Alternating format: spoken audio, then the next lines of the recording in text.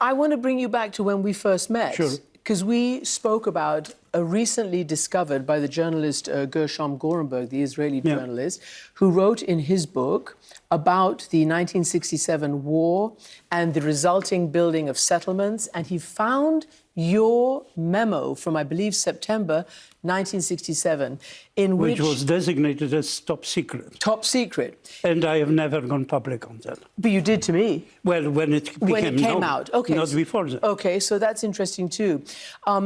This is one of your most famous things, your most famous opinions, where you found Jewish settlements at the time in the occupied West Bank to be illegal under international law, and that you issued to the government of at the time, to the foreign minister, because you was the legal advisory. I'd like to play a little soundbite from our interview back in 2007 for the film God's Warriors.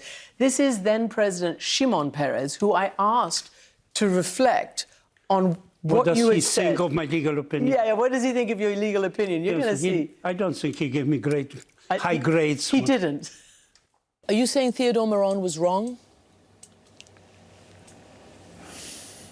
I don't know if he was right or wrong from a legal point of view, but he was wrong from a pragmatic point of view. You can justify a lot of things on grounds of security, but you cannot settle your population in occupied territories. No doubt in your mind? No doubt. No wiggle room in the law? Not really. Pretty amazing watching you, watching him. And so what do you think of Shimon Peres? I noticed him very uncomfortable, by the way, because he didn't want to say you were wrong. Well, Shimon Peres was a very decent person.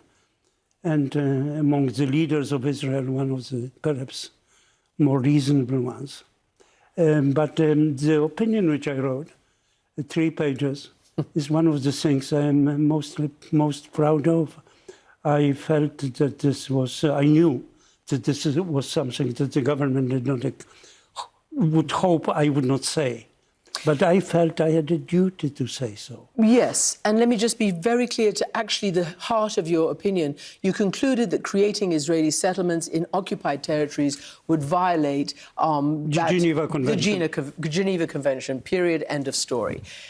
Do you think, did you ever think, that had the government then accepted your ruling and done what the international community said it should, don't build illegal settlements, that we would perhaps be, if not in peace, but a lot more close to peace? In the process of reconciliation, at least. I thought about it quite often, and I am particularly sad, because had the government at that time followed my advice, we would really have been living now in a different Middle East, in a different Israel, in a different context of relations between Jews and Arabs. I think, who knows?